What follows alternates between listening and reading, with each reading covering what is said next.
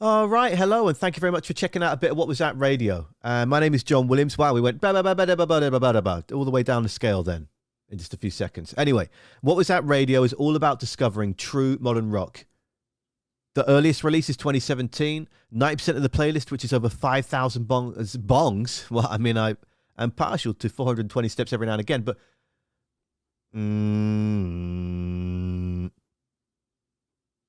over 5,000 bands that have released songs since 2020. I'm not going to, this intro stays, okay? Because this is the key of What Was That Radio. Authenticity. Not trying to be anything that you're not trying to strive for perfection. I'm just galvanized by artists that I believe are being authentic and flipping get my heart and my soul are running and turning over. Music is so powerful. And whatwasthatradio.com is a place to, yes, discover modern rock. Yes, to dive into the Arts Academy if you're in Canada. I'm speaking so fast because I'm so excited now. I want to learn how to play instruments. Yes, it's a community of wuzzers and also a podcast. You got a conversation with, and some of these could be 2-3 hours long. In this case today, about 90 minutes with Like a Motorcycle and founding member Kim and guitar player extraordinaire Davey. Some are just what was short, all said and done within 10 minutes. But look, you can discover what you wish to at your own time, at your own pace by going to whatwasthatradio.com if you'd like to. I appreciate you very much. Here's a conversation with Light Emo.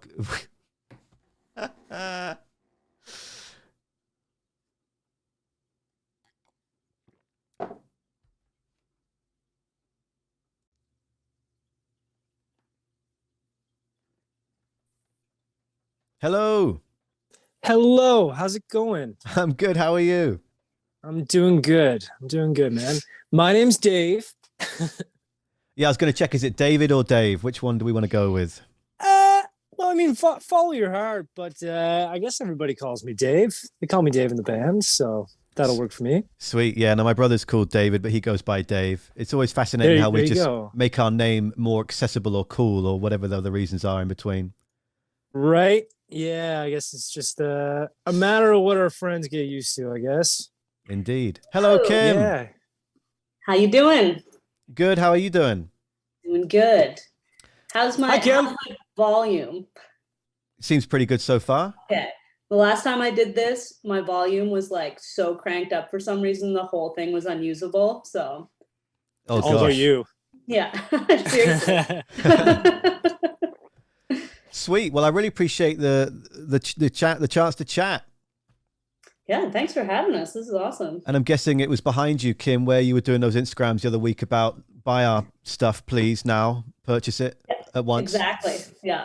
It all comes right out of there. It used to just be like heaps of boxes, but then when the pandemic hit and I realized I had to like stay in this room, I was like, I got to sort this shit out. I got to get some organization going, you know? Yeah, big time. Yeah. We, those of us in the chat, we've got the likes of Bill and Harley and Jody and Anne-Marie and Justin and Steve and a bunch of wonderful people in with us right now on Twitch. But we were just going through some of the music videos and just getting warmed up with High Hopes and with Punk 2 that's so good and Wide Awake. And then we're swept out. We just need to clarify, is that chocolate ice cream or is that a literal shit that's just slowly seeping down? It's in the eye of the beholder, but you know, whatever you want it to be. That's it's peanut butter. Okay. The official question. Yeah. All right. I guess I must have a really bad monitor that makes it a more darker pronounced brown that left a little bit of intrigue as to. I only asked that because it was my birthday a few days ago, and it was like Harley, who's my partner's 8-year-old son, and Jody. They sort of did a Rick Roll sort of bunch of poop emojis. I got like a poop emoji cake. I don't know if you can see what's that. Amazing. Oh, you're on this camera. So I've got all these English mini eggs in these poop emojis. And so I've got poop on the mind right now. I just thought that maybe you were doing that too, because there is a bit of scandal with what Like a Motorcycle do in a very cheeky, quirky, wonderfully warm way. To be clear. Yeah. Yeah. I mean, there might be some undertones of poop when it with the concept, just to clarify. Awesome. Well, I did give you a little bit of context about me firstly, which I think you've probably both seen on the Instagram with conversing the last week or so, but I worked at the Zone at 91.3 here in Victoria and Vancouver Island for over a decade. And I love radio online, offline, whichever form, is very, very powerful and can do wonderful things for community and for artists. But I just felt like I wanted to keep growing. And when the pandemic hit and the world went sideways, I thought this is a good time just to jump out, to take care of myself and to learn some new tools and to build something new and different. And so what was At Radio? It's a radio station that goes 24/7. It's the podcast. And thanks for joining me for a conversation with. It's an arts academy and it's a community of wuzzers. And everything I earn is split 50-50. And with that, the money goes towards the mental health and well-being of those that are supporting me and growing what was At Radio, whether that's Miles, who's watching right now, and giving him a grant to get camera gigs. He always wanted to have his own sort of dark room, black room. He takes wonderful film photography shots. You can tell I'm not a photographer because I just said that sentence very interestingly. Whether it's Anne-Marie, who's had a hard time over on the mainland and helping get some money towards her for her move and just rent and groceries and life. And then also, like with the big order for you guys last week, you know, it's also about making sure we put as much money in the pockets of independent bands around the world that galvanize us as possible, and crucially going direct to the band in and around other things that might take a cut so that everyone could keep growing and be as successful as possible. And so what I'm doing is not changing the wheel. I'm just a really nerdy, passionate fucker that loves music and loves conversing, loves to connect. And so that's that about me. Now I just want to dive into you lot, and a band that I discovered a few years back when I think you played a show with Northcote. Northcote's that's Matt's a friend of mine, and his backing band with Eric and Mike are some of my best friends. That Mike's even the podcast editor who's going to hear this later on and be like, oh shit, yeah, cool. But where do we start with Like a Motorcycle? I wonder if you're willing to just really strip this back to being complete simpleton conversation and just dive into every little bit of context. Let's do it. Where do you want to start? Who wants to take it, Kim or Dave? Ooh, I mean, Kim, go for it. It's calling right. your name.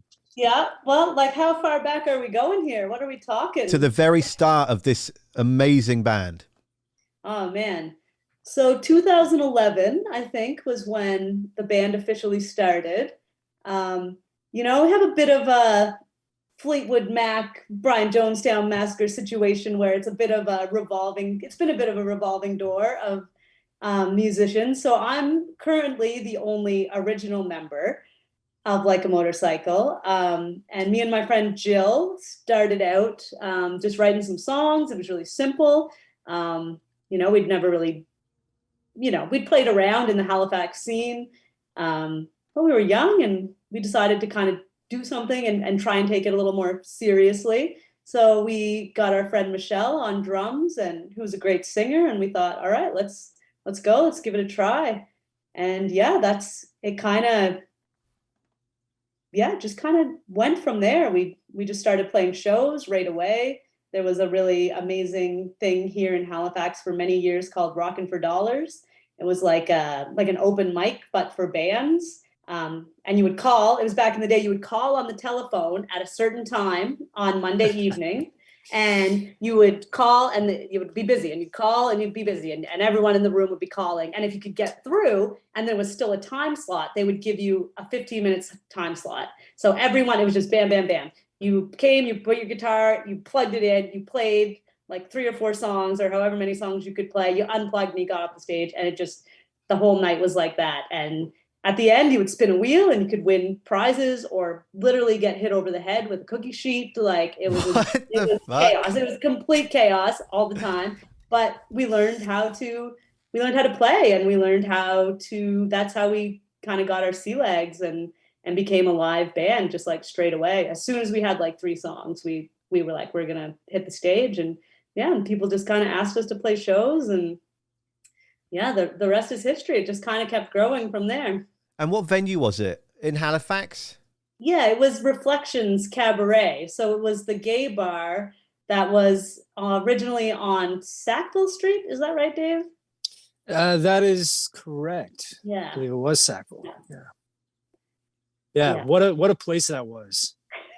It was really the best of times. Are you going to get all Chumbawamba on me? Jesus Christ. Okay. Yeah, maybe. This is going to be fun. Dave, from your perspective, what is this venue like? Were you but you weren't in the band at that point, Dave, or? Yeah, that's right. This was long before I joined the band. Reflections was a very unique spot. You'd walk in, and I would only ever really go on a Monday night which is when Rockin' for Dollars would happen.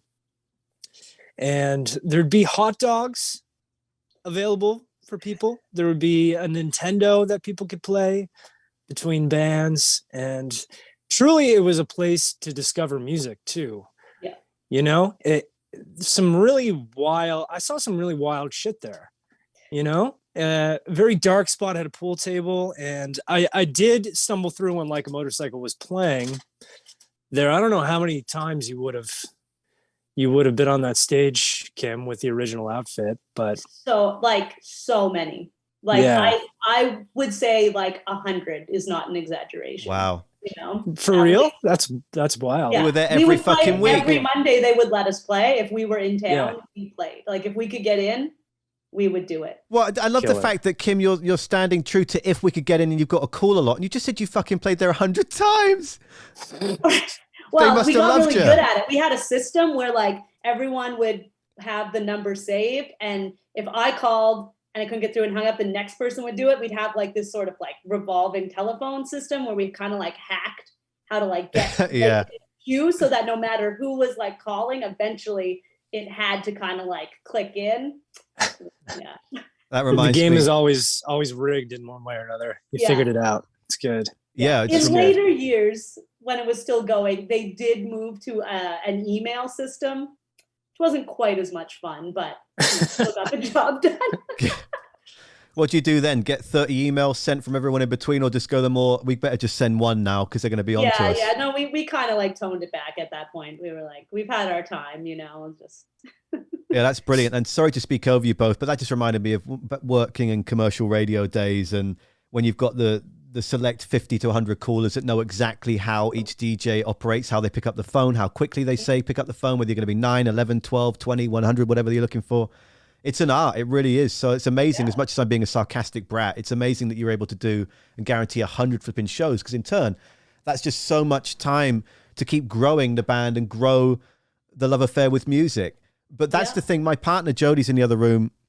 We've been eyeing up Dartmouth and Halifax for the last several months because Vancouver Island's very expensive. And I've been with Jodie 2 years this week, and Harley, her son, is incredible. And we've fallen head over heels. And it's like, well, how do we build a future on the West Coast? Well, we're going to need to either win the lotto, because starting your own company isn't quite going to do it for the next 10, 15 years with what was that, especially when I'm trying to split it all to make sure that everyone's getting looked after. But we're so fascinated by Halifax and the music scene.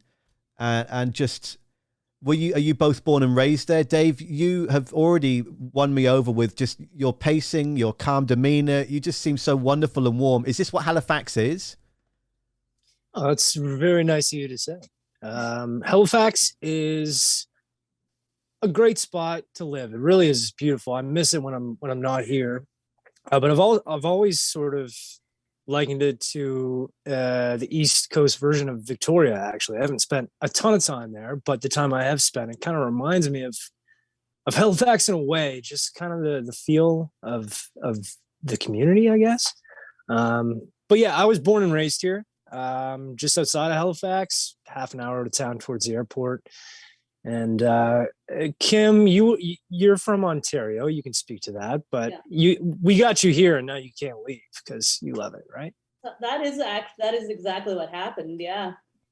I've been here, I think, almost like I was born and raised in Ontario, but at this point, I think I've been in Halifax just as long as I would have been in Ontario, just about. So, yeah, it's home for sure.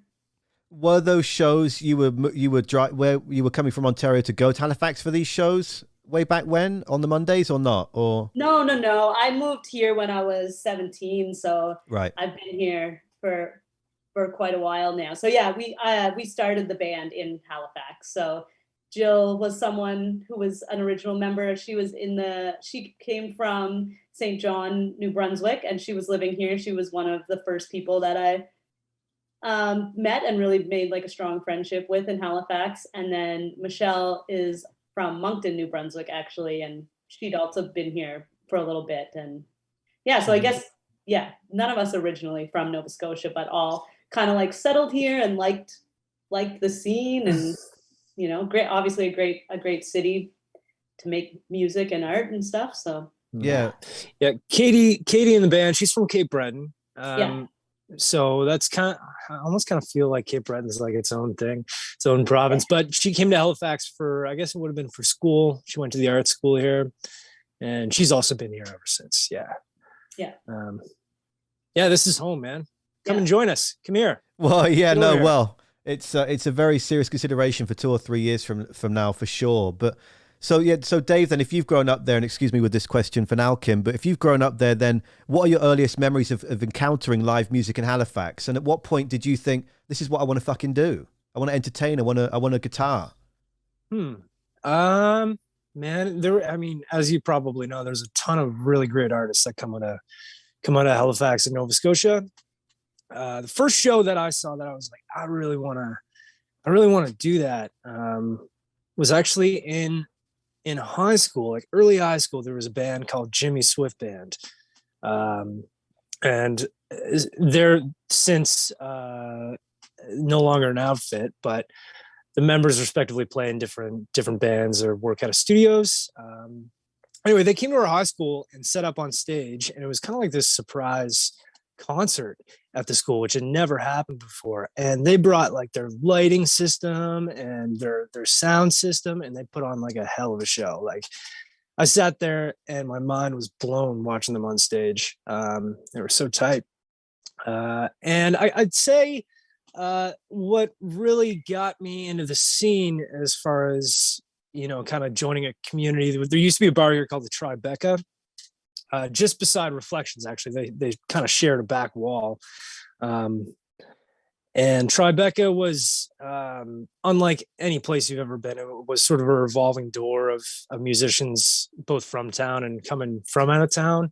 And, you know, a lot of folks who are still in the music scene now would play weekly gigs there. And I remember I was 18 and they weren't very good at checking IDs. That was kind of their fault. But yeah, we got in pretending we were 19 and started attending shows there. I remember Matt Mays and his drummer Tim Baker would spin old dub records, like old reggae records. And we were 18 and we were huge fans of Matt's and Tim's. And we were kind of blown away that they were playing this like tiny little room, which was Tribeca, like all brick walls. The place felt haunted, but in a good way. And we were smoking joints in there. And this is at the time you could still smoke. And it was on kind of the second floor. The good old days. So like, it was amazing. It was so cool. And the owner of the bar kind of became friends with him. And Evan and I, who had a band called Glory Hound at the time, convinced him to let us play there every Tuesday. Just say Glory Hound, sorry. Yeah. I don't know if that rings. It does ring a bell. bells. I was trying to get you into rotation 8-9 years ago. Get out. Let me Get out, verify that. Wow. But yeah, Evan and I convinced the owner to let us play there every Tuesday. He said, yeah, and he kind of turned and looked at us and said, you guys are 19, right? I feel really bad that we lied to him, but we kind of felt like we had to do it because we were looking for gigs. We were kids and there was nowhere to play because we were 18. And yeah, he let us play there every Tuesday. A couple of weeks later, we were of age and revealed our lies to him, and he forgot about it. You know, he forgave us. Yeah, we spent 4 or 5 years there playing every week, and that's kind of how I got to know people. I guess probably would have been the first time I actually met some of the members from Like a Motorcycle through there. I think. Yeah, definitely. It's all kind of a blur, though. You know? It really is. Definitely. Some of my first memories of you are you bartending at Tribeca as well. Yeah. It was my job in many ways, I guess. But yeah, miss that spot. Actually, I still have the flag. You can see it on. Oh, the look wall at that! There. Yeah, that's my souvenir from the bar, and you can't take it from my hands. No, it's a beautiful room you've got there as well. Definitely selling the Halifax life right now. The beams. Yeah, in the basement. The clearly real rock walls. I mean, beautiful. Yeah, old house, man. This place is built in the 1800s. Wow, that is sweet. Pretty wild. Very cool. Yeah. That's bonkers as well. The Glory Hound, Electric Dusk. I just had to double check. Electric Dusk came about. I was like, I really dig this. You work with Garth Richardson, who's such a wonderful soul that I've got to know a little bit here and there. Nothing more than a quick 15, 20-minute chat at various festivals on the West Coast the last 10 years. And then, yeah, very cool. You came back with Loaded Gun a few years later, and that did get quite heavy features on the Zone at the time, but never quite made it into rotation. That is so cool. Very cool, man. You see, that my approach with this, to be clear to you both, Kim and Dave, is that usually I dive in and try and find as much context as possible behind a band. But what I really adore since leaving commercial radio, not being limited to just 10 minutes, is with a band like a Motorcycle, where I'm like, this music speaks to me, the energy speaks to me, but I don't really cheekily want to do any research before we get the chance to converse. So just so we're clear, like, I'm not going to pretend to know anything other than what I'm going to unravel with us in conversation the next however long we go for, which is to your comfort levels, and you'll decide. So that's amazing, Dave. Thanks for sharing that. Yeah, man. Well, that's very cool. Thanks for giving it a spin back in the day. Have you ever met Garth, Kim? No, I haven't. So Dave, you guys made that record, what, like maybe a year or so before? Like, how long was that record out before Hound disbanded? Yeah, so I can't guarantee that what I say is absolutely true, but I believe it was like 2015, 16 we released it. Okay. And yeah, toured it for a couple of years, kept recording some music. But that was kind of the last release that the band had. And a few years later, life goes on, things changed, and we disbanded. But like within the week and a half to 2 weeks, I was kind of having a bit of an internal existential crisis about what the hell I was going to do now that I couldn't, identify myself as like a band member. Like, I was like, wow, because we were together for like 10 years. But within that 2 week span of breaking up, the band, I got a message from Cam on Facebook that was just like, yo, do you want to go to Germany to play some shows? That was like it. That was like the entirety of the message. That's it. Yeah, that's it, man. The rest is, It's lucky I didn't try and call him on a landline or something, That was pretty good. I thought that was pretty clear. Yeah, no, you made your point. No doubt in that. Yeah. So we went to Germany. That was, I think, my first show with y'all was in Hamburg. Is that right?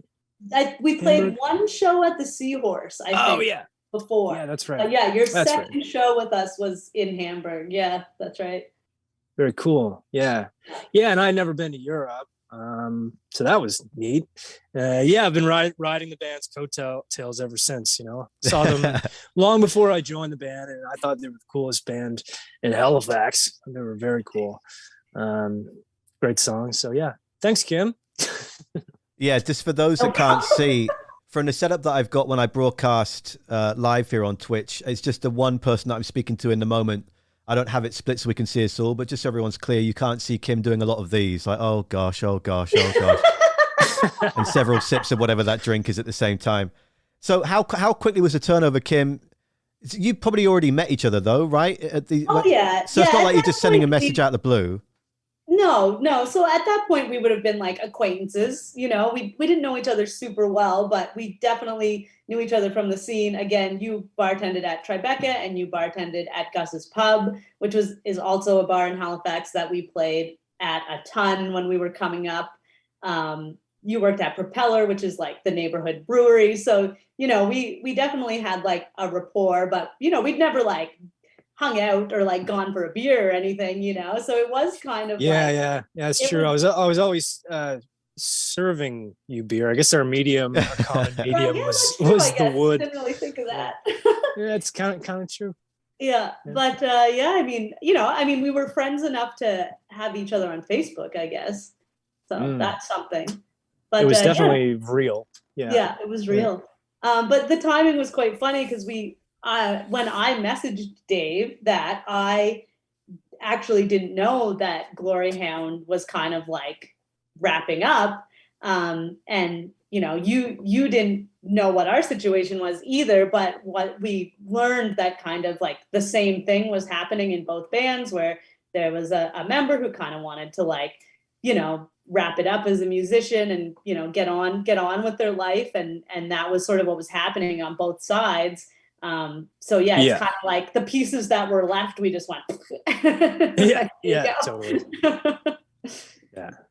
We will take the timing that guy. was amazing, I guess, is what I'm trying to say. It was like very serendipitous, I suppose, or whatever the word might be, but meant to be, I guess. Yeah, I mean, I'm still getting over, not like the band I used to be in. It was probably the most serious of the several I've been in since I was a kid, attempting to be in a band or be a musician. But the band I was most recently in that broke up a few years back due to mental health issues. And thankfully, Jordan is okay. But I'm still getting over it now. You know, I've still been paying for the jam space rental that we've been into. I've been into maybe 5 times the last 2 years. I'm still paying for it to store all our gear. I haven't found closure with it yet, to be frank. So Dave, with that in mind, and this seems pretty quick, how did you gain your own closure of Glory Hound to then go, right, let's fucking get on this motorcycle and ride to Hamburg? Yeah, I mean, like I said, I mean, that was a band for a long time. So it was, you know, it was kind of, we started that thing in high school. So it was kind of like my baby, you know? But by the same token, it was long before the official sort of exit that it kind of felt like it was kind of, I don't know, whether it be like creatively or internally or whatever, just the, I guess, circumstances, you know, kind of felt like maybe it was time anyway. So yeah, I guess there will never be closure from the things we like pour our souls into, you know, in the moment, but you just gotta find a creative outlet in some other way. Lucky for me, it's an ideal situation with some of my best buds, you know, Kim, Katie, and now Claire. You know, it's a great band to be in, and that kind of provided a bit of closure in itself, I guess. Yeah, that's it. Yeah, no, and share what you're comfortable in sharing always. That's paramount. But I was watching the Sane Low chat with Jack White last night for Apple Music, and I've got about 25 minutes into it. It came out on Wednesday, and they were talking at length a bit about how Jack had said for years, well, how little he'd said about the White Stripes, and that Meg and him knew that for 5-6 years that really it was done. They'd felt it had become bigger than it needed to be. And how do you relay that within your own social circle? How do you let the world of music know that? He was on the dawn of releasing his first solo record. And he was saying as well that he's never really, you can't completely close and be like, I accept that. He won't rule anything out, but he's at ease with knowing that that was a wonderful part of his life and it's no longer going to continue. And that's for sure my approach to things, is trying to find the positive in it, trying to spin it round so that you can't erase your past. You can't simply just get rid of anything dark that's happened in your existence, but you can try, at least I do, to turn that into a positive nugget and a positive reminder to strengthen how you move forward. And I mean, you, Dave, jumping in with Like a Motorcycle and saying earlier what felt like 10 minutes ago, yeah, one of the best bands in Halifax. Well, I'd say for me, one of the most exciting bands I've discovered, and I feel bad that I'm late to the party in the last few years, because it's so interesting how the systems work in music throughout the country and your own little radio station bubble. And that was the other thing for being a commercial radio, is that there's so many great Canadian bands that are fighting for 3 or 4 spots. You both know that from all of your industry experience and band experience at this point. But then some of those spots, there's always going to be the local one that pips it. So then maybe you don't even get service to band like a Motorcycle from the east out west, which had never came up until I'd left a few years back. But then again, Dead Broke came out right as I left, and it's just fascinating. So that's why, anyway, it's just so great to speak to you now and get more and more info on it. So Kim, as the band leader, and with all these changes throughout the years, how has that affected the flow? It doesn't seem to have, from the outside looking in, changed things too much. How do you go about writing songs in the first place? Is it you and then you spread to the rest and say, Dave, what do you think? Or how do you approach creating? Well, I mean, that's a really interesting question, because it's not always been consistent. When the band first started, I was writing pretty much all the songs. And musically, I'm the bass player, so not musically, but lyrically, I was writing most of the songs. Musically, we were writing it all together.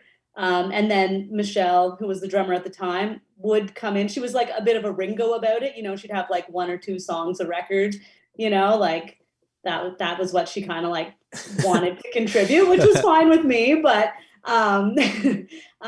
which was great. And then we So when High Hopes came out, which was the first LP, Katie had joined the band by the time we went to record those songs, but pretty well all those songs had been written by the time Katie joined.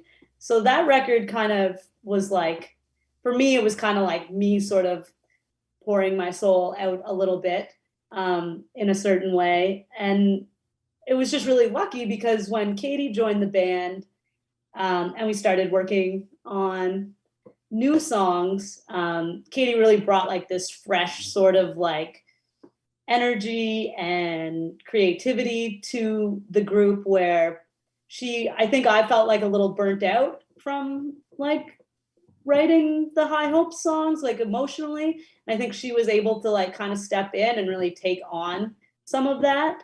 So a lot of the songs on Dead Broke are like a very Katie influence, at least like in like the lyrical content and that.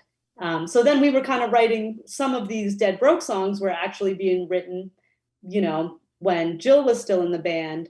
And then kind of Dave and Jill switched out. And interestingly enough, when Dave came into the band, it just like, then like everything changed. You know what I mean? Like all those songs just became completely different. Like everything got a lot, just, I don't know what the word is. It just was different. Like we became like a bit of a different band in that I think we like were able to really buckle down. We were able to like deconstruct all these songs. We were able to build them back up. And I think what we ended up with was just something amazing, you know, that was really like a group effort in a lot in all ways. But I think for me, I've just been really lucky in that I've been able to surround myself with people who are just so incredibly talented and creative and good songwriters and just willing to bring things to the table and willing to share ideas and not be too precious, you know, not be, well, that was my idea and I want it, or I can do this, or you can't contribute to this. Like a Motorcycle has always been a band that just kind of does what's best for the band, you know, and yeah. So I feel lucky because I've been here through this whole sort of evolution, and for better or for worse, I've loved every minute of it and I've learned a lot, and it's made me a much better artist and better musician because I've continued to surround myself with really talented, driven people, and that's kind of been my good luck, I guess. Well, High Hopes is such an emotive, and if I can use the word blunt, it's a very authentic record. It's the storytelling, and that's the thing that and this is a repetitive situation for anyone that's watching this stream right now, and thank you for being here, is that what attracts me is authenticity. When I feel that I believe you, I'm there with you, I'm in this journey, I'm in this world, I'm completely into it. And then I go through and dissect the shit out of it. Listen to a song 30 times in every mood, on every other different day, all different emotions. Then, okay, what's this guitar part doing? What are these layers doing? How many backing vocal layers? Just really then try and consume it. And so with High Hopes, and again, coming from a point where I've done no research on this whatsoever, other than just listen to these songs a lot the last couple of years, is that, how do you want to approach answering? Because you were saying, you know, that was a very emotional time for you to write that, Kim. So what was the release? What's one major takeaway that you're proud of with writing High Hopes?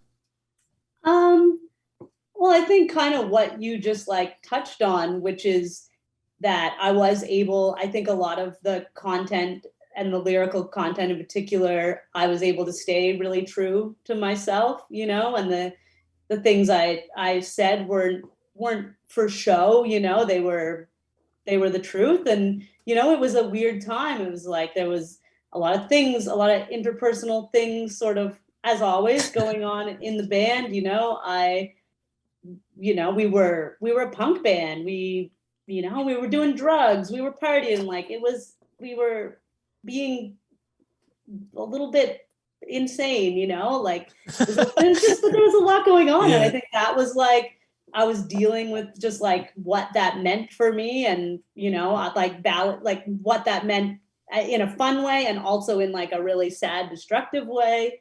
You know, if I'm being completely honest, the song Into the Night is about my dad, who I've had like quite a bad relationship with, you know, and kind of like to be quite frank, it's about killing him. So, I don't know. It's like a lot. There's like a lot of just little things in there. Which, yeah, it was great. It was great to get it off my chest, especially in like a punk rock environment, because that just feels the best. It's good to be a little bit angry and just get it out. It was a therapy, I guess, for me, and I was able to deal with all the things that were going on in my life by, I was living in a house with everyone. We were all living in this house, and it was just madness. Every day was madness. You know what I mean? And yeah. Yeah, no, I thank you for that. Dave and Kim, just as we take a little breather in the middle of this wonderfully powerful part of the conversation, if I was to say to you, you've got 2 sentences to describe Katie, what would you say? Dave, we'll go to you first. 2 sentences to describe Katie. Inspiring individual who drives me and drives herself crazy sometimes. And makes me laugh real hard, especially on tour. Yeah. And you, Kim? Oh man. Yeah, I think she is just such a multifaceted artist. Anything she puts her mind to doing, she does it, and she does it very well, whether it's photography or design or music or, whatever she kind of decides she's going to do, she does an amazing job at it. I really admire that. And yeah, she's my best friend, like I wouldn't be in this band still if it wasn't for her, and I don't know, I might not even still be making music if it wasn't for her. So yeah, she's the best. She just seems, and I say this warmly, absolutely bonkers. Just so full of energy. Just never stops.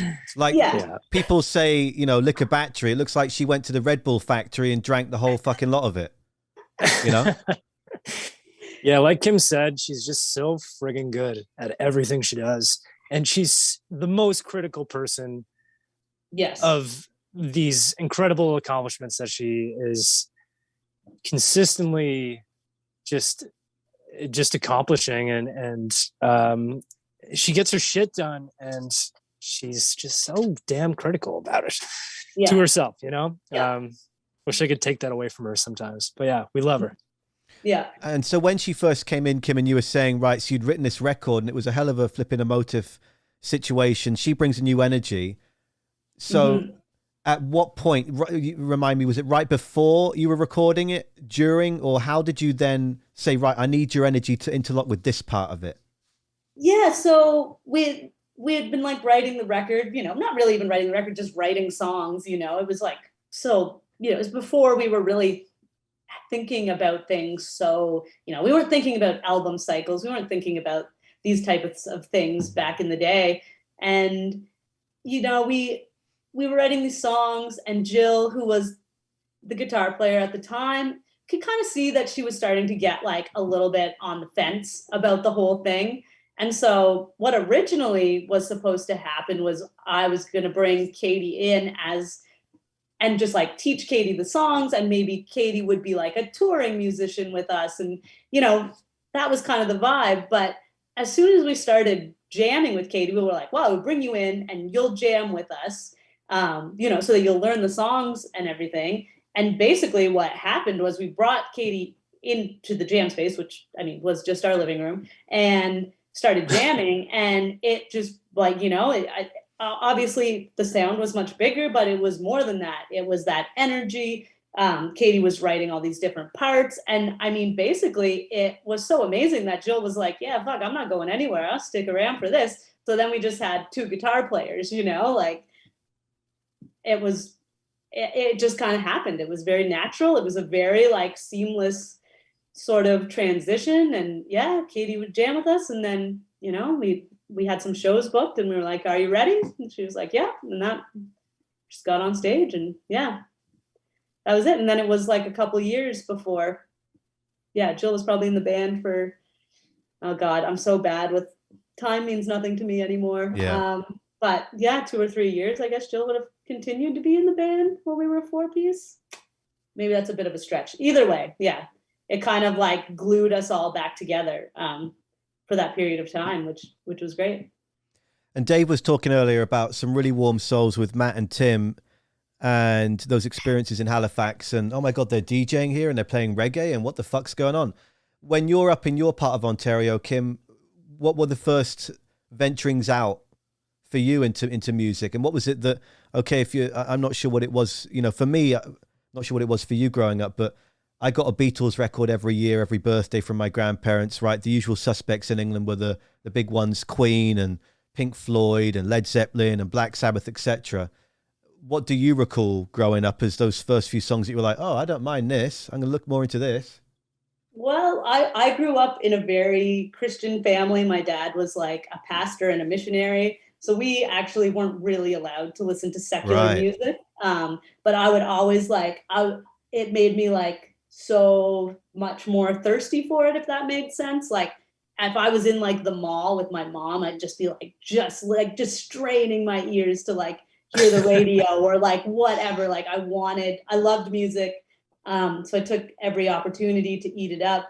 But I've told this story before, but my mom, who was not part of this religion before she met my dad, obviously had a bunch of cassette tapes that were secular music. And then when, of course, they decided secular music was bad, she taped over them with like all these hymns and shit. Oh, God. And so these tapes would be in the car, but there was one particular tape where the hymn didn't quite cover the whole song. So every one flip of this tape, I heard about the last 30 seconds of Money, Money, Money by ABBA. And I would just wait for it as a kid. I'd be like, oh man, I couldn't believe it. I mean, that is such a great song. It's so big, and I just never heard anything like it. And when I got old enough and I had my bike, and I biked down to the Zellers and I bought that record that song was on, Arrival, or I'd buy I bought Beatles records. I just bought I bought so much stuff, and like hide it in my closet or whatever. But yeah, Money, Money, Money by ABBA. That was the moment for me. I was like, I got to figure this out. I got to get to that Zellers, man. My dad, because he couldn't quite sing like Freddie Mercury. Only Freddie Mercury can. But that was so funny. This is what I've been hoping for all these conversations, all these bloody years now, is that someone would actually have a similar childhood memory. Not necessarily that dad was taping over cassettes and I had to blah, blah, blah, blah. But dad would always sing to me driving around every day. And it was either going to be Neil Diamond. He loved Beautiful Noise in that record, which became one of my favorite records. It's a beautiful noise coming off of the tracks. Like, it's just ingrained. But then Money, Money, Money. I'll never forget the day that he's like, he'd just bought a new Ford. It was like a Ford Granada or something. This is like 1994 or whatever. And he said, son, Jonathan, I've got this. Have you heard ABBA? But have I played you ABBA yet? I'm like, no. He's like, I've got the greatest hits. Just bought it on CD to put in a new player. And I'm going to go straight to my favorite track. And he was just sat there waiting, tapping the wheel, waiting for money, money, money. Come on, son. We'll be funny. Come on. We ain't got the kind of money. In a rich man's world. It's a Ford. Don't worry about it. Money. And that's my childhood. That just takes me back to that. That's because he's got such a baritone, deep voice that I don't quite have. That's amazing. And he would always, and then, he would either sing ABBA, and then he got really into Coolio when Gangsta's Paradise and I'll see you when you get there came out. Anyway, that's a whole other story, but that's wild that you guys have that connection. Yeah, that's great. Interesting. We're bonded for life now. There we go. Well, it's a shame that you couldn't hear the whole song, but it's just so good that you don't really know. You don't need to know much more than just money, money, money. But no. What are your feelings of this ABBA Get Back Together hologram, greatest hits, $1,000 LP? What the hell? Come on. Yeah, I've been meaning to ask you about that, Kim. How are your feels on it? I don't know. I say get it, get yours. Like, come on. I'm happy for anyone who gets out there. I don't know. Their Instagram makes me laugh. It's like the two guys are like knitting sweaters, and it's like these Apple sweaters that they're selling for Christmas. But like the promo is them like sitting there knitting sweaters. They're fucking adorable. I'm down for it. Whatever they want to do. Yeah. Have it. They've not quite set it up the same as like the Gallagher War or anything like that. It's just like, you know what? 30 years later, we could do with just having some fun again and also making a shit ton of money because they're in that position to do it. So yeah, go get it. I mean, I'm down for it. I hope that happens to me someday. I hope people are like, great, in 30 years, just like, that was great. And I'm like, here, let's make something stupid and people will pay a lot of money for it. I'm down for it. I think it's awesome. Can you crochet or? No, but I'm willing to learn depending on like what the return on investment is. Okay. Yeah. All right. Well, I'm just thinking like if you want to be crocheting in 30 years on Instagram, you're going to have to learn at some point. Yeah. Who knows if Instagram will even still be around then? It'll probably be called Shithole or something. I don't know. That's what I call it now. But yeah, exactly. Yeah, I deleted Facebook when I quit radio. I only set up Facebook when I was going to get a job in radio. And it's been so delightful. I mean, the knock-on effect is that then everyone thinks that you're dead or you don't like them, but that's their own decision. You know, it's so funny. Like people thought I was mentally ill when I was shutting Facebook. They thought I was having a nervous breakdown and I didn't want anyone to know what I was doing anymore. And I was like, I still breathe and walk. We can connect. Like I was giving out my phone number and email address. Like just because I'm shutting this down doesn't mean that I can't, that I'm dead. It was nuts. Anyway, Bill's saying in the chat here, been a great interview so far. He's got to go and get the van to the mechanic. Okay, he'll watch the rest when you're done. You'll be listening to Like a Motorcycle on my way there. Awesome. Well, thanks, Bill. We really appreciate your presence. Thanks, Bill. Thanks, Bill. Good luck with the van. Yeah. Oh my gosh, ABBA and yeah. Okay. A few weeks ago, let's change the subject a little bit, but not completely because we're still talking about music. But I didn't realize that you and Liam from Cancer Bats got along so well because I had put you two side by side in the daily show that I do 10 to 1 p.m. Pacific on what was that radio. And then Liam oh no, it wasn't Liam. I forget who it was. It didn't actually say who it was. It messaged back and went, oh yeah, fuck yeah, they're our homies. And Liam lived with you for a bit or what's the situation there, Kim? Well, actually, Katie and Liam are like quite good friends. And funny enough, Katie's actually going to be going on a tour coming up, actually leaving in a few days to play some shows with them. Their guitar player, I guess, ducked out and Katie's popping up. And so, yeah, that's kind of the connection right now.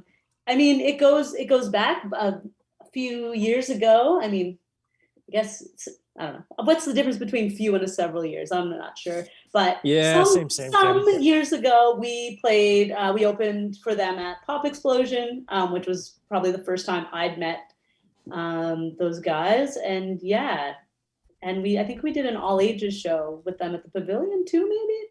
Yeah. Yeah, right. Thank you. And so yeah, we played a couple shows with them, and yeah, Liam and Katie like skateboard together and stuff. So yeah, it's a small world, I guess, is really the bottom line. It's funny how the dots connect really quickly, especially in a small scene like Halifax, where if musicians are kind of around and doing stuff, it doesn't take long for it to kind of be like this whole little incestuous pool. Exactly. Yeah. Well, and then Dave, but how are bands with that, Dave, to expand on that? Because it's like, that's the fascinating thing about, excuse my tea hiccup there that hopefully you didn't hear, but if you did, then that's cute. But you speak with bands and every community's got a different thing going. I think some examples would be the Tasers, who are such a cool psychedelic rock band out of Johannesburg, South Africa, that I spoke with a few months ago, and saying how basically rock and roll is like the devil. Like there's 2 venues in the whole town. It's extremely hard to build. It's extremely hard to find anyone that has any interest in wanting to be in a rock band, let alone can play an instrument like that. Then in speaking with Raphael from an incredible psychedelic rock band that you've got to check out called Spiral Drive from Germany, talking about how he grew up in Austria, moved to Germany, and the difference in then he's an outsider and people don't necessarily even want to play with him. And it's very fickle, even though he's grown up there and gone to school with them and mastered in psychedelic engineering, which I didn't think you could do. But apparently in Germany, you can take a master's in psychedelic engineering. Get the fuck out of here. I don't know if they just, I don't know if Kevin Parker write that curriculum. I don't know. Yeah. But there you go. Like, what is that? I love it. And then speaking with some bands that I won't name because I promised them that I never reveal their names, it said that Toronto can get really fucking cutthroat and that people are like, don't sniff around this situation. So in your experience, Dave, what has Halifax been like that with, okay, well, we can work together, or maybe we can be in both bands, or in your world, in your lifetime, how's that been? I don't know why I'm clapping. Yeah, I like it. Let's go, Dave. Be dramatic. Let's go. Yeah, I mean, Halifax, like Kim said, is kind of like this big weird family as far as the community goes. Sometimes it seems.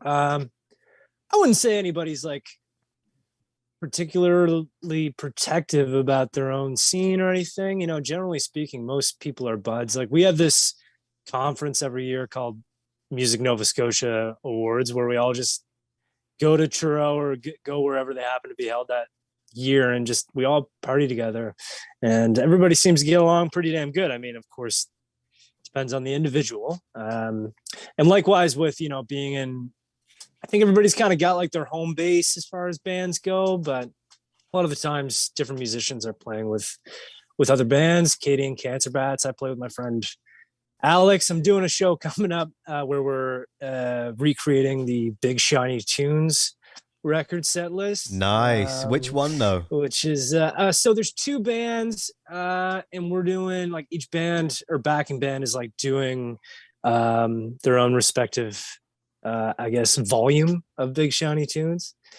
So yeah, that's a good example of a ton of different musicians being sort of guest stars for that particular event. And yeah, it's kind of a lot of the time the usual suspects as far as the characters who you end up on stage with. And yeah, I guess we're all buds here. Nobody's particularly fickle about that sort of thing, at least in my view. I don't know. To be honest, man, I feel like super out of touch over the last couple of years, as I'm sure a lot of people do, as far as having your finger on the pulse for the scene. But yeah, that's kind of how I see things now, I suppose. Yeah, there's not even really been a scene, you know. There's nothing to connect with. But Big Shiny Tunes 3, I remember getting, because my mum's side of the family is all Canadians. So my grandmother was born in Shawnigan Lake on Vancouver Island here, and I've got cousins in North Bay, Ontario, Englehart, Ontario, right in a small town of 100 people up in the middle of nowhere, all over Kingston, all over Ontario, Kingston, Waterloo, they're everywhere, and then all over Alberta and BC as well. But Big Shiny Tunes 3, that was when I first discovered the likes of Big Wreck and Matthew Goodband and the Canadian Sloan as well, those three to pick out in particular. And so that's when I asked, like, are you going like early, late 90s Big Shiny Tunes? Or so yeah, I think the other band is doing that one you're talking about. We're doing the one with Praise You off the top, and like has like Semi Charm Life. So I guess that would have been Big Shiny Tunes 4. That might well be number 4 actually. Let me check. I think that quick. Yeah, it's funny. I saw the set list yesterday, and I just like I'd be lying to you if I said I wasn't excited about it. It's just a serious dose of nostalgia for sure. Yeah, that's Lenny Kravitz, American Woman, Moist with Breathe. Yeah. Oh boy. Sugar Ray Someday. Matthew Goodband, Hello Time Bomb, Blink-182, What's My Age Again, Goo Goo Dolls, Slide. Are you going to do the Kid Rock or just ditch it? I didn't see that one on the list. Yeah, bow to bow. Yeah, you might have to cut that one. Might get trashed. Is there a Garbage song on that one? Garbage was on Big Shiny Tunes 3. Yeah. Okay. To verify, that was Push It. Yeah. Push It. Nice. Yeah. Tea Party's on there, Heaven Coming Down. Orgy with Blue Monday. God, I completely forgot about that. I Mother Earth, Summertime in the Void. That's a pretty good Brian there. It's just melding the two of them together. Silverchair, Anthem for the Year 2000. Brian would not like it. Silverchair, Anthem for the Year 2000. Serial Joe, I don't even recall Mistake. Oh my God, I totally forgot about that song. What is that? I forget terribly, but Econoline Crush, you can't forget. You know what it's like. Did you say it was trash? Because yeah, probably. No, I wouldn't say that about someone else's art. Never. No. Silverchair though, Anthem for the Year 2000. That song did so well they bought their own bar and still run it 20 years later in Newcastle, Australia. Anyway. No shit. That's very cool. Yeah. Right. That's what we're hoping for here, Kim. We're hoping for, crochet your way to your own bar. Bring back the frying pan. Let's go back to that actually. 15 minutes. I feel like 15 minutes ago. I don't know. When you played in that venue and people, if you would spin the wheel and you get hit with a frying pan, what? A baking pan? Oh, like sheep tray. That was one of the, I think like it was a pretty small, like it was pretty rare that you would get that. But a bit bigger was that you got to hit the host with the frying sheet. There we go. So yeah, it was like different kind of slots, and there was one that was like the money, and every week the money would like compile. So it would start out at $200, and if the money didn't go that week, then the next week it was $600. If it didn't go that week, it was $800, and if it didn't go that, it would go up to $1,000. Wow. So yeah, you could win. You could spin this wheel, and we won more than once. We won the $1,000 prize spinning that wheel. So it was great for like, we made some of our first like EPs and stuff with the money we won from that night. It's so cool. So awesome. Yeah. You could win like all kinds of things. You could win like jam space time at like the local sort of like what it was called. Man, what was Rock Obelisk called before? Oh my God. Classic rehearsal space. What was it called, Kim? I don't know. You drive me nuts. Yeah. Rock Garden. The Rock Garden, yeah. So you could win like rehearsal time, you could win like t-shirts, and like all the bands would put in like merch and stuff. So you could win like merch from different bands. And yeah, it was really cool. The coolest thing about that, this is a bit of a digression, but I just want to say it, is that like if a band was in town playing like a big show on like a Friday or a Saturday, they were like had the time to stick around, they would often stick around and play, because sometimes they'd have like a headlining band that you'd get 30 minutes instead of 15. So like sometimes like Winter Sleep would play, or like, whoever was kind of around on tour playing shows would stay and play like a Monday night. So you could walk into Rock for Dollars and see, something really cool, like bands from different cities, bands you'd never seen before. It was a great way to not just meet local musicians, but also meet musicians from other cities. And yeah, I think that we definitely like hooked up with bands from New Brunswick and different things. And, we'll open shows for you and you'll open shows for us. And those kind of relationships all came from that space. So yeah. That's sweet. So cool. No, that's a great digression. I miss those days, and I hope those days reappear where there's a venue that's brave enough to be like, we're not going to tell you what's going to happen. You just know that the energy is going to be right. So if you're into this scene, you're into this kind of flow, just get here, because we lost a venue. Well, we've lost several venues during the pandemic that have most of them have turned into liquor stores. Go figure. But it's where the money is. Yeah. We got to fix this shit quick. So we got to sell 50 grand worth of Lucky, and we'll be back on it. I haven't drank in a few. I think it's nearly 3 years that I've not drank. I quit drinking. Good for you, man. Smoked copious amounts of marijuana, but when work is done, not before the chat. This is very professional. Judgment here. I'm just here with my. Yeah, and I've seen your YouTube videos with Drunk Mum. I know what you guys get up to. For the most part, that was the most research I did, was watching that episode 2. And I was like, this is going to be just fine. That was my takeaway. We just like to have fun, Yeah. It's true. Yeah. Oh, dear. If it's not fun, yeah, it's not good. But I hope that someone picks up the torch and keeps doing that once the pandemic really does fuck off. Depending on next steps, because it's crucial. I mean, there's so many bands. They need somewhere to fucking play. They just need somewhere to play. It's like one of my biggest hopes for what was at radio, as much as it's wonderful and warm right now, it's still a massive risk to, at 35, leave an established career where I had healthcare and was earning a very great wage. I was lucky that I was treated well and the show was doing well for the last decade. And so I was set, really. But I wasn't happy. I didn't feel very fulfilled. And I want to get to a point, I don't like the word want, I find it to be a bit aggressive, but I would like to get to a point where, like with the Arts Academy, for example, that in 15, 20 years, there is actually a school where students can apply to get into, and it will be free bursaries to go in. And all right, I want to specialize in guitar or music production or piano or whatever it might be. I'd like to get to a point where an extension of that school is that there is a live music venue, crucially for all ages, as well as 19 plus, so that people can come in. And like you're describing with this venue that sounds so great, you don't necessarily know who's going to be playing that Friday night, but what you do know is it's going to be filled with passion. It's going to be filled with people that want to keep growing and are prepared to just throw themselves on a stage and present to you whatever it is in that moment.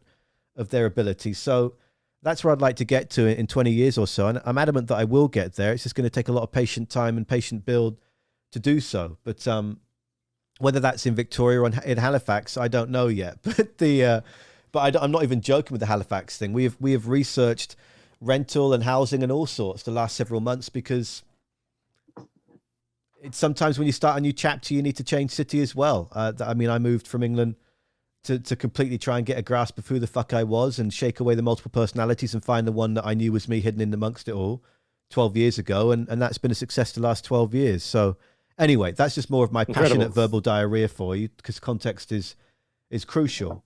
Love it. I love it. Yeah. It's amazing what you're doing. Yeah, it's no, very it's cool. Really cool. Yeah. Well, step by step. Appreciate I you. mean, right now, I think due to these wonderful supporters of Wuzzers, I earn about $300 a month is my split when you cut it all 50-50 and after tax and everything else. But I'm really, I'm very proud of where it's grown to in just 20 months. And I know that I just treating it like the band, you know, this is like, maybe this dawned on me when I was talking with my partner a few months ago, and then with oh gosh, I terribly forget. I think it was Psychedelic Porn Crumpets out of Australia when I was speaking with Jack a couple of weeks back, and I was like, with Loser from Australia, pardon me, who are a great punk band that you've got to check out, Loser.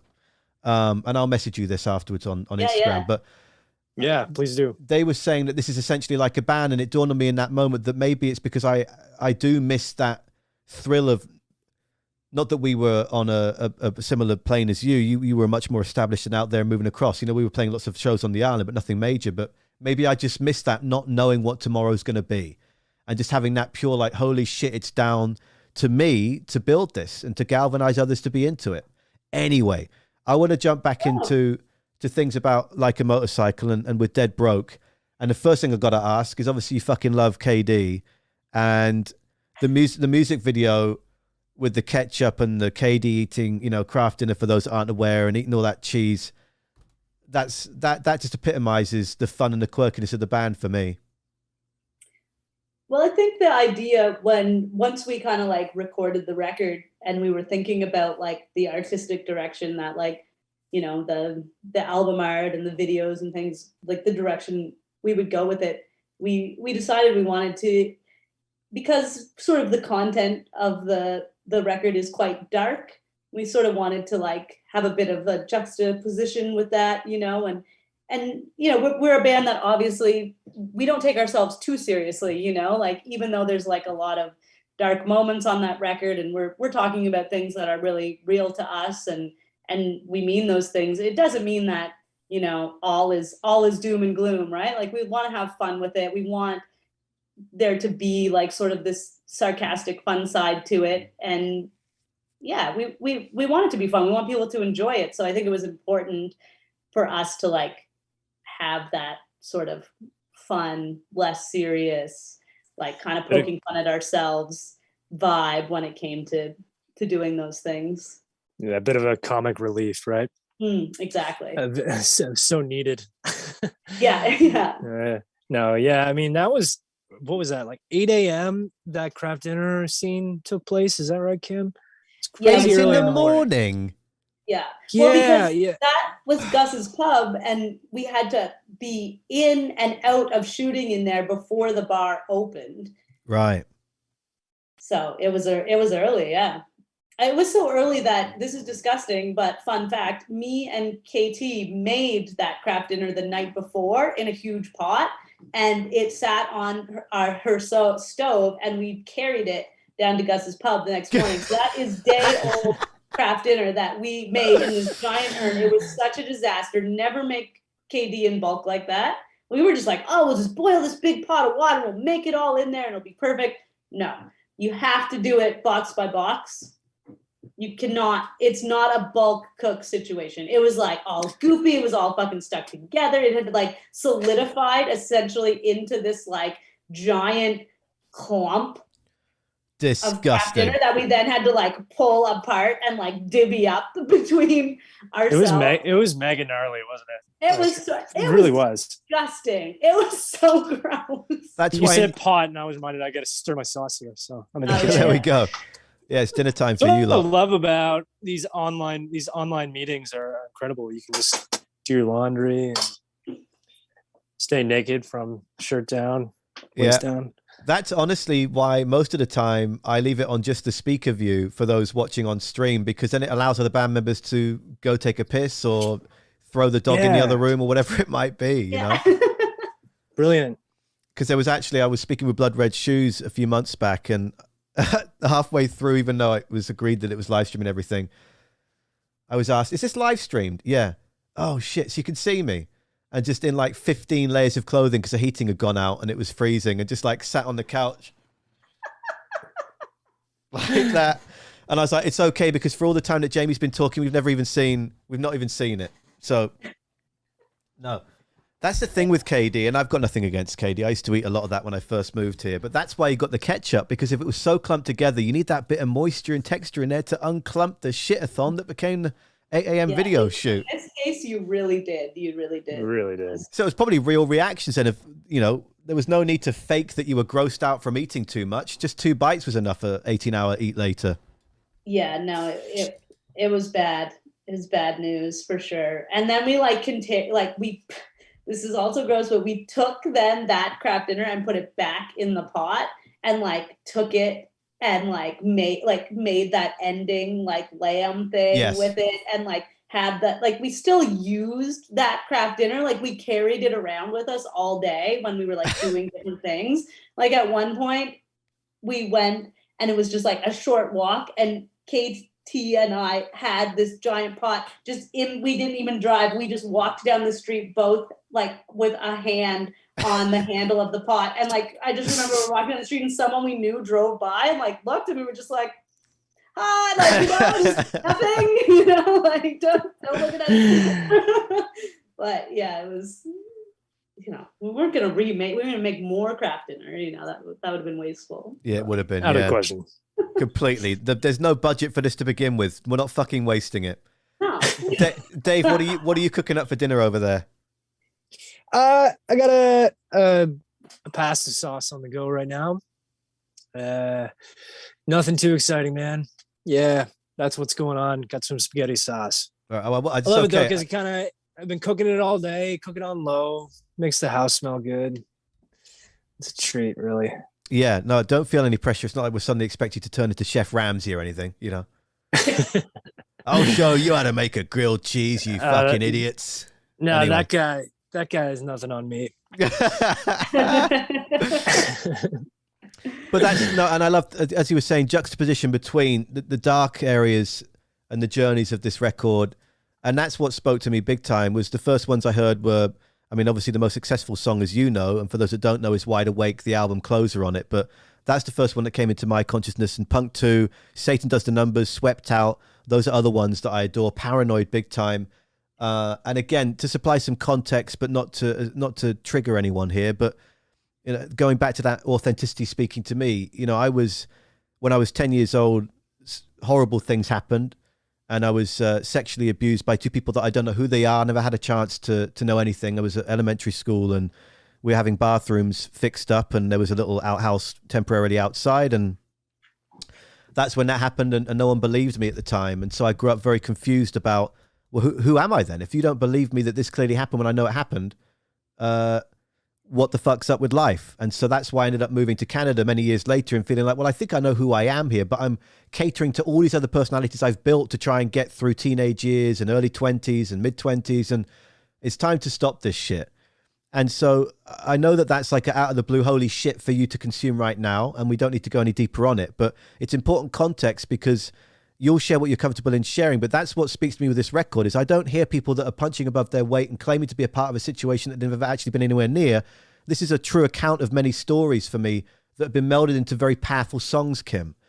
So with that context from me aside, how do you want to dive deeper into these extremely powerful songs that for me is a clinical record? And especially then when you add that context and the juxtaposition of the videos, it's a wonderful balance that you've achieved in a way to reveal and share such dark moments. Well, yeah, I mean, first of all, thank you for sharing that with us. I mean, that's really like amazing that you're here with us now and doing all these amazing things. Like, it's really cool, you know, that you didn't let that keep you down. And I think that's like kind of the message to me anyway, in some of those songs. It's like, you can go through these like shitty times and it's really hard. I think one of the songs that I kind of wrote the lyrics to was Wide Awake. And it was like about, you know, it was about basically having a band member sort of like dealing with a big drug problem, and like how I was looking at that from the other side, and how I was dealing with like not being able to help someone, but also like not really being able to help myself, and like how to sort of get like, yeah, that song is kind of like me looking in, like taking myself out of the situation and like looking in a little bit. And again, yeah, that's just like a therapeutic, I guess, approach to like dealing with the situation. And, you know, it took a long time after that song was even written for that situation to sort of like unfold and rectify itself. But in the moment, it was therapeutic for me to be able to like get that out there. Yeah, so it is all sort of things that have kind of happened, you know, and I hope I'm not speaking out of turn, but, you know, a song like Hotel Hallway, Katie and Michelle, who was the drummer at the time, were dating, and that's a song about how sort of like bad their relationship got and how bad it was being on the road with them, you know, from Katie's point of view. Like, Katie wrote those lyrics, you know, for the most part about that situation, and that's really personal. That was something that was like literally happening when the song was being written, when the song was being played live. And, you know, in a sense, even though they had broken up, that still was a situation that was carried on even into the recording process, you know what I mean? So there's no, when we would play these songs, you know, I think on top of course them being like authentic recounts of things that had happened, it's like, and even for Michelle, who was on the other, sometimes on the other side of those lyrics, it's like it was a very powerful thing for all of us to sing and play together. You know, it was really us telling our story as it was happening in a way, and it was really very cathartic, I think, and made that sort of lineup of the band last as long as it did. And yeah, so yeah, it's yeah, you can't fault us for authenticity, if nothing. But yeah, it's interesting. It's been an interesting. I think when I listen to like High Hopes and Dead Broke, I like almost like play out this like these scenes in my head. You know, when I think about Hotel Hallway, it's like I can literally see myself in a hotel hallway dealing with that situation. You know what I mean? So it's powerful to have preserved, I guess, even the good times and the bad times in art, you know, and it's also a great way to kind of see how far you've come as a person and how much you've grown, and you know, it's a great reminder of to be thankful and that you're in a better place. And yeah. That must have been such an intense experience to be writing, recording, touring all at the same time. I mean, thanks for sharing that. That's context that I was not familiar with at all. That is just another example of how it just seems that you're all pretty fearless with your growth. You just have to deal with it. Yeah, I guess, yeah, I don't know if it's fearless. I think it's like, I think I can speak for all of us, past and present members, when we were just in those moments, we were like, well, what else are we going to do? You know, like no one wanted to, you know, especially, you know, the pandemic's been like a crazy time and things have really changed, obviously. But before the pandemic, you know, we had a lot going on, and I think no one wanted to like take that break, you know. So to heal and to be better and to grow as a human, I think often it takes space from the people who are you know, making it hard for you or hurting you, and intentionally or not intentionally. And we never ever took that space from each other. You know, we were really focused on just keeping the band going, and you know, we were just on the road a lot, but that, you know, at the road at the best of times can be hard. So there's some really hard moments, but I think we all just wanted it so badly, you know, whatever that meant, whatever that it was. We all had these ideas of what that was in our heads, and it just felt like no one was going to back down, you know. It was like, I'm part of this and I'm going to get it, you know. But yeah, so yeah, a lot of things happen, a lot of changes happen. And I think the pandemic was a big part in everyone taking that step back and thinking like, what do I actually want? Like, what do I need? Who can I be in a room with? Who can I really trust with? You know, who makes me happy? What makes me happy? And even if you have to sacrifice a little bit here and there, like, what does that mean? So yeah, I think the pandemic was really helpful for us as a band in like getting back to a good place. But yeah. It's a double-edged sword, because it's like, obviously you get, where's my voice going? Stay with me. We've got a little bit more left to do, vocal cords. But everyone, I feel, can attach to that in their own unique way, which is the pandemic has made me fucking think. It's made me have to sit down, consume my own thoughts, look back into the subconscious and try and figure out, like, how do I feel about this, that, and the other? And so, as you've heard from my context, for me, like, I decided that, you know what, I don't feel I'm going to keep going up the ladder in this company. I've given my all. I'm approaching 35. I'm going to go and try something else. And it's only going to empower me, because I'm only going to grow from it. And the biggest thing, again, speaking for me and not for you, because that was so wonderfully shared, and thank you, is the biggest challenge I've had in the last year is just that ego challenge, in just being like, well, hang on, I don't regret leaving. I don't regret starting this. It's the pressure I put on myself to build it efficiently. And I wish for it to be a 30, 40-year venture, not a 3-4 year venture. Mm. So it's that delicate balance of just trying to stay, just being warm to your own self, let alone then what you've got around you. And then with me stepping out of the industry, and a lot of people in it think that I'm mad for it, think that I'm, you know, that I've got some vendetta against it. They think that you're crazy that you've changed it. That's why I think of Fearless when you say, well, not necessarily, because from then me taking what little context you supply is like, how could you all still be doing that? Writing songs with this energy in the air, but then look what it's produced. So now that you've had these 2 years, Kim and Dave, and now that it seems that Transformers 21 or whatever the fuck we want to call all these things is moving away, what is the next step for like I'm getting too English there, like a motorcycle, hang about. I like the way you say it. That's awesome. My motorcycle's just outside. It's a Yamaha Tracer. It's not quite the Triumph classic old one I want. It actually does, not to be cheesy, does anyone in this band ride a motorcycle, or none of you do? I used to. I have my license. I don't have my bike anymore. Yeah, that's I had to sell it to pay the rent. Never got back into it. Fair enough. Yeah, we have to just change the band name now. That's all. He also broke his leg and then was on like a Glory Hound tour with like his full leg in a cast for fucking. That's true. Yeah. I fractured my tibia 2 days or 1.5 days before a tour across the country. So yeah, the band really carried my ass that tour. Carried all my gear and stuff because I was on crutches. But just kind of balanced on one foot on stage and just kind of like made it work. I can't believe you did that. Just, like, you never sat down? Standing up on stage every night. Yeah, no, I would not sit down. I refused. Stubbornly refused. Yeah, that was ridiculous. I forget about that sometimes. Wow. You're the real Dave Grohl. Yeah, exactly. Oh yeah, he did sit down, didn't he? Yeah. He got that throne what a hack. That's the most depressive you've been this whole conversation, Dave. Slow down. I'm just kidding. Yeah, no, for Like a Motorcycle right now, the plan is let me throw my phone on the ground.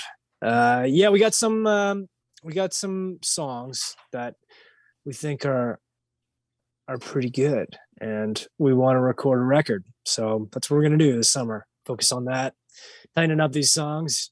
You asked about the process to Kim maybe like 40 minutes ago, and Kim eloquently put how our process is, but during the pandemic, it's obviously been different for people collaborating.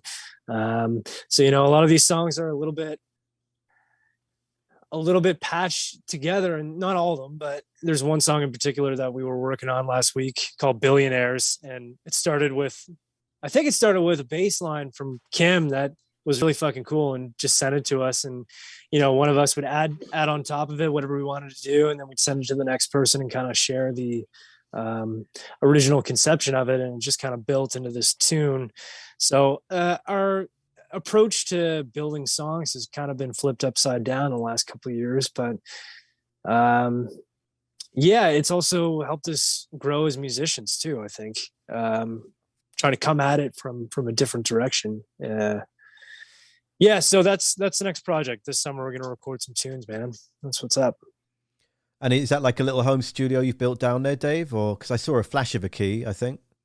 It's a cozy little spot. I wouldn't say it's, industry grade or anything, but it's been really nice to have all these microphones and guitars and shit around during the last, couple of years. Been spending a lot of time trying to get my chops together on, I guess, the technical side of music a little bit. I'm just with, I guess, audio programs and all the blah, blah, blah that goes along with it. So I got a little studio here at home.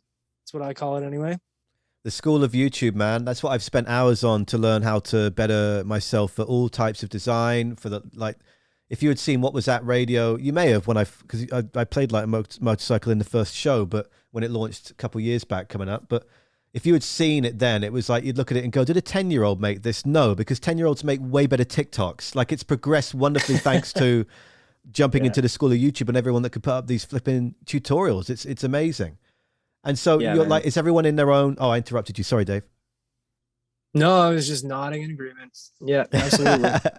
You hack. No, sorry. So is everyone in their own little space and then you've got your own basic setup, Kim, and you can send things around, or do you actually want to dive into a studio proper?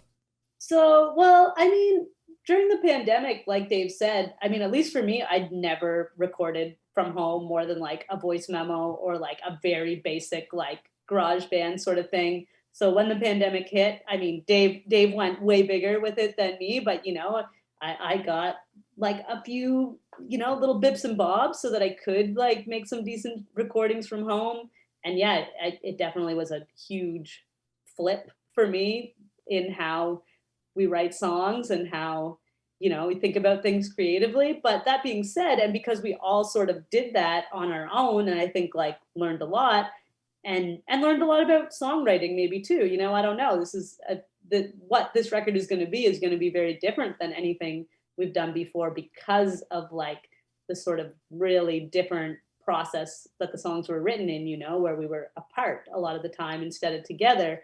But that being said, I think we'll definitely go to a studio, but we're not gonna spend the money on like that big studio experience, that like we did in the past. I think because we know a little bit more and we know we can get some good sounds, with just a better understanding of gear. And I think we're kind of more concerned about getting the right people in the room and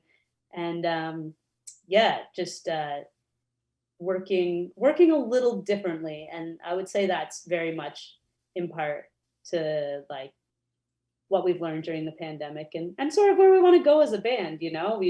We've done pretty much every way you could make a record. It feels like we've kind of done it, and the part that's always most important is the fact that we're all in a room recording together and getting those bed tracks and getting that live sound, getting that energy like you talked about. So if we can do that, I think we can make a good record. And we can even do some overdubs and things like that in Dave's studio there. And I think we've kind of changed the game on ourselves. So you'll do it all self-produced then? No, I think we'll try. We have things in the works. You don't need to. I'm not looking for you to reveal names and whatnot. Yeah, that can all stay private for now. No, I think it's important for us to have like a producer and good engineers and things like that. But as far as just spending the money on like the physical space, I think we're gonna try and back away from that a little bit and try and make it just have a little more relaxed situation, but still get those people that we trust and that can really help us get the best sounds and get the most out of our songs. Yeah, I mean, it's going to save you probably at least $500 a day if you don't go for a big flashy spot, and that's minimum. I don't know what it is out in Halifax, but it's going to save. Yeah, it could save you $2 or $3 grand across a week easily. 100%. Yeah. So, Dave, what were you going to add there, my friend? No, man. I mean, Kim said it. I think the important part about this is just, again, being in the room for the experience. We didn't get as much time over the last couple of years as we would have liked. That's where we thrive as people and as artists, is together making a racket. So yeah, looking forward to surrounding ourselves with people who we really love being around as far as co-collaborators go on the next project. And without revealing too much, I think it's going to be a little bit different than what we've done in the past, but I'm really excited about it, man. I think it's going to be cool. Well, I think if you two are involved in it, I can rest easy that it's not going to suddenly turn into like a Britney Spears pop effort. I think. Oh, shit. You never know. Yeah. Well, hang on. No, the ABBA Money. We could go. Yeah. We could go. It's all back here somewhere. This could go interestingly indeed. It's just, but you're writing a song called Billionaire. I'm just putting this together. Hang on a second. Billy. He's got Billionaire. Wait, I'll tell you what I need some of this stupid looper involved in it. That's what we should do. Hello? No. Not that like this. Billy. Just some reverb, fucking changes the world. Billy. Billion. Are you really going to do that? I'll do that. I would. I will not fuck around, Dave. If you want to go, we'll go. Yeah. That's some wild shit, man. Oh my God, you're ready. You're ready to go. I'm ready. Best I can be. I used to, when I first started, that's what kind of inspired me, more context about me, to get out of broadcasting, was when the pandemic first struck. And I said to my boss, like, is it okay if I just do something called Live from my bachelor pad? And I utilize our wonderful station contacts to interview bands that have become friends from, well, just the usual suspects, from Mother to the Zolas and all in between, and Glorious Sons and Matchstick Skeletons and all these great people I've got to know the last decade. And then it became quite a wonderful little experience where I'd do a show twice a week, Tuesday and Thursday nights. And then there'd be, I don't know why there was a few hundred people getting involved in it when I was on Facebook still. And then I thought, you know what, like this freedom, it's where it planted the seed of like, maybe it's time to try something different. And so I got the looper, and the cool thing about the looper is I'm not fucking Beardy Man. I don't know how it really works. I'm not Mark Ribier. I don't know how it works, but so I only ever use it when I was in conversation with people. And we would I remember with Jasmine from Mother and Human Kebab from USS, we made up a song on the telephone with me making a planky stupid beat and then singing whatever over the phone. Anyway. Oh yeah. I am conscious though, Dave, of the fact that, what is it with you now? Like nearly 8 p.m. over there? What time is it? I think, what is it, Kim? I'm not near a clock. 5 to 7. 5 to 7. Okay, well, getting a taste test. How's that all day warming pasta good, sauce? Man. It's tasting good, actually. You taste the tomato? I had to make some changes. I added a little paprika in there. Felt it needed a little coriander. Yeah. Gravy's good tonight. Yeah, we'll get the tour. I'm just going to make sure you keep speaking so we can see all of the basement suite here and just truly nose on those 1800 house builds in Halifax. Check it out, man. That's it. Yeah, actually, I found a map of Halifax from, I guess it would have been like 1890 or something. It was like the whole city. I was able to pinpoint our house I'm on Bland Street here, and well, fucking don't tell everyone the exact address. Yeah, I trust and love these people, but I don't those that might stumble across this conversation yet. Yeah, I'll give you my social security number too. Yeah, take it all. And what did you find? Sorry, I interrupted you just because I didn't want you to say number 19. Yeah, no, I was just saying there was a really old map of Halifax. It was really cool to see. Excuse me, see where we were at, see our spot. It was on the drawn map of Halifax. It was like a drawing from way back in the day. So. It's cool, man. And without revealing too much, are you close drive to each other so that when you start recording again, you haven't necessarily got to be emailing backwards and forwards and Google driving? Yeah, I can actually see Kim through my window right here. No, I'm just kidding. But she is a stone's throw away. Yeah. Very close. Yeah, we're pretty lucky. We are all in quite close quarters. So walking distance to each other. So, once we are all out of our COVID scares that continually happen, you know, and we've been able to get together, you know, pockets of time over all this, of course, and play a couple shows here and there, and when it doesn't get canceled. But yeah, we're in a good spot. I mean, that was always something that was great about this band. It's like we were always either living together or very close together. So you could, that was always good and bad, but it did mean you could get a lot done if you wanted to. Yeah, big time. Well, the last, because I would like to, if possible, maybe when the new music is out in a few months or whenever it is later this year, it'd be awesome to get Katie and Claire involved as well. And just in case Claire is watching and being like, this motherfucker hasn't mentioned my name in nearly an hour and a half. What was Claire's? How did Claire come about to take over the sticks and join Like a Motorcycle? Yeah, Claire has been really tight friends with Katie specifically, and us as well by extension, of course. We've had the pleasure of knowing them for a couple of years. Is that right, Kim? Yeah. A couple of years now? Yeah. Yeah, and they're a great drummer. Claire is an incredible musician, and it's been a really nice fit. You know, it's been pretty seamless too, actually. You know, they were able to jump right in and get right into the songs very quickly, and it felt like a pretty natural thing, you know. Yeah. Do they have do they have any Ringo tendencies, Kim? We're not quite at that stage yet to really know what on the sliding scale of Ringo they are, but I will say it's been, with writing all the new songs and stuff, it's been really cool watching Claire work and sort of, you know, obviously anytime you switch members or you just work with a different musician in general in any project, it's one of the fun parts is like seeing how you fit what their style is and getting to know sort of like little nuances that they work with. So as a bass player, it's been fucking awesome to have someone who's very consistent and very like, I don't know, just can hear those little parts. Like I feel like it's very natural, like kind of getting into those little things that a bass player and a drummer do together. They've come very naturally to us, and it's been a real easy ride as far as like, yeah, I think like writing those new songs and them having like a really cool and different, you know, from the songs are different than Dead Broke, and not just from a drumming aspect, but I think you'll hear something different in it that comes from like the drums and just how the band is like reacting to the style of drumming and having someone that's really like keyed in as a musician to what's going on around them, and just a real talent. So yeah, that is the dream. Also, Claire is just the chillest person. They're so fun to be around. It's very cool human. Yeah, that's the dream. When with whatever creative project you've got, when you can come across someone that it's unspoken, the connection's just there. They know they know where you're going to go, and you can trust them implicitly to then. Therefore, yeah, it's. I don't need to explain when you already know what I'm getting at here. So that's really exciting. I look forward to hearing these new songs.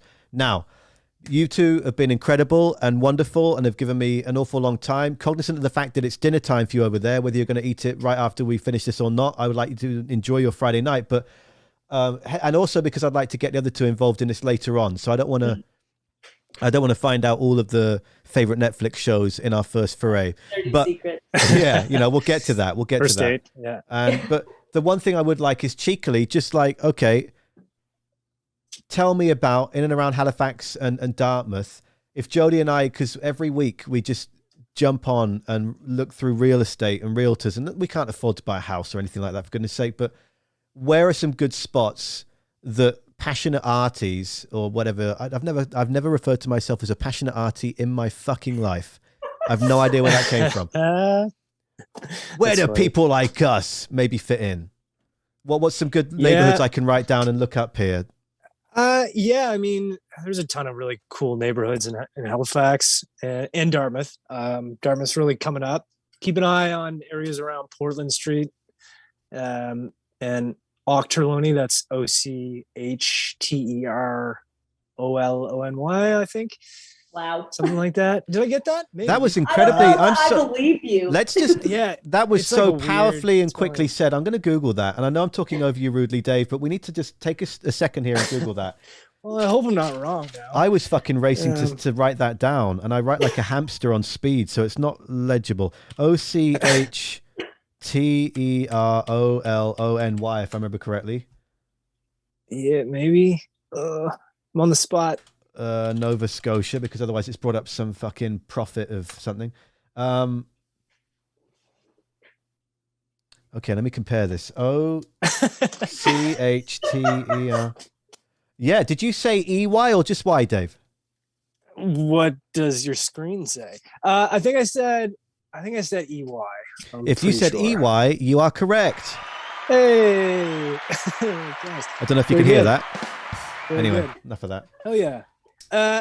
Amazing. Keep going, Also, sir. yeah, north end of Halifax, where Kim and Katie and Claire are. There's Agricola Street. That area is killer. I'm sorry. That's What? Agricola. Okay, Dave, slow down here, okay? I'm sorry. This is where you're Sorry. from. It's easy to just whittle it off. You're talking to a dyspraxic. I can't even barely count properly. So just slow it. Spell that again. Yeah. So Agricola Street. I'm sorry, everybody. Agricola.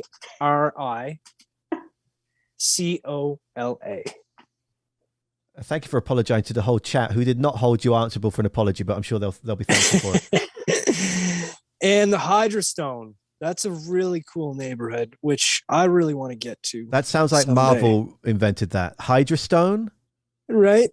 Yeah, it's actually like one of the older neighborhoods in Halifax. But yeah, beautiful. Hydrostone.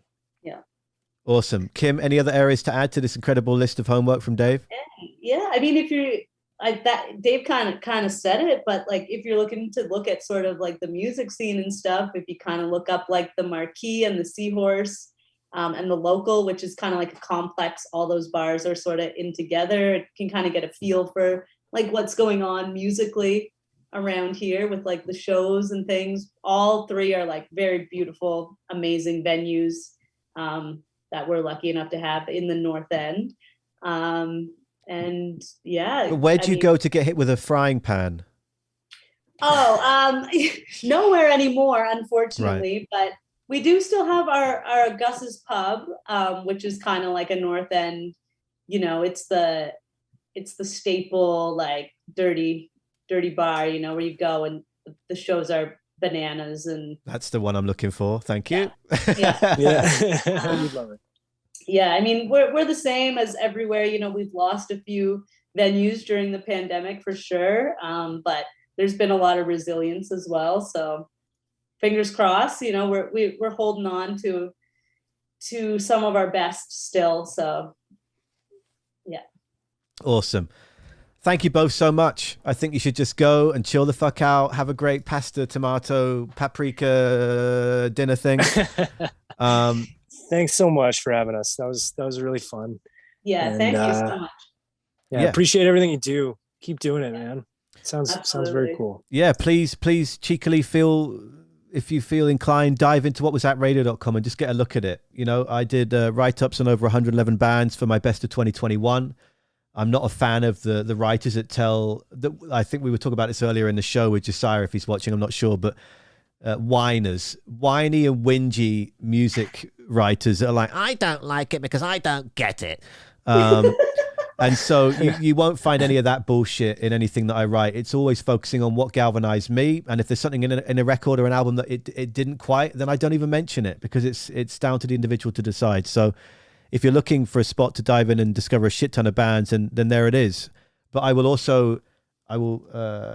remind myself to Instagram bands I mentioned to you. Okay. Yeah. What was that psychedelic thing you said from Germany? Spiral Drive. Spiral Drive. They just released a record a few weeks back that I just and Raphael in my chat was just so awesome. There's one of my favorite moments in that conversation was where he said that he didn't want to be an Austrian German sounding singer. He wanted to try and sing in English and actually improve his English. He didn't want to get on stage and go, Van, tush, fish, four. And it's one of the most heartwarming parts of a chat I've ever had with anyone. Spiral Drive, you got to look up. Yeah. Psychedelic Porn Crumpets from Australia. Fantastic. I mean, if let me send you the punky ones. Loser is the more punk band that I think you got to know about. So let me Instagram away at you both in the next few hours or tomorrow at some point, because I've got to go and catch up with Harley and Jody after the school run. But no. Anyway, look, I this is where I am terrible at this, and it's called saying goodbye. Otherwise, I won't fucking stop. I'm going to say thank you both so much. This has been so wonderful. I think you're so talented and wonderful and warm, and it's been a pleasure to get to know you both more. And I look forward to meeting Katie and Claire, and I look forward to just seeing what's up your sleeves, because you're so talented. And bring on this fucking new music, guys. Really excited for it. Awesome. Well, thank you so much. You're so kind. And yeah, thanks for being so candid and sharing so much with us as well. You know, it's refreshing to have an interview, you know, where it's actually a conversation back and forth. So yeah, thank you. Well, I that's another thing, that this is just my take on it, and I'm not trying to change the world, but a lot of people expect answers with no context, and you cannot form a connection and expect to get someone's soul in 2 minutes. You need to connect. So that's why I love that you've given me an hour and a half to do so, because without some of that context, maybe we wouldn't have learned about what we've learned about with Like a Motorcycle. So thank you. Yeah, 100%. We'll do it again. We'll do it again. That's very wise. Absolutely. For sure. All right, go. Have an awesome night. Get out of here before I keep You talking too. and asking you questions. Get out. Leave the call now. Leave. I love you both. Go. Well, did you skip to the end, or did you watch that whole fucking thing through? Either way, welcome to the Extra. Thank you for your time. I appreciate it. I should have said I appreciate you. That would have rhymed more effectively. Whatever you do the rest of your day, please consider checking out whatwasthatradio.com and discovering true modern rock. But crucially, look after yourself. And I hope there's some fun and smiles involved in the rest of it too, because we've got to cherish that positive. I really appreciate your time. Until next. Cheerio.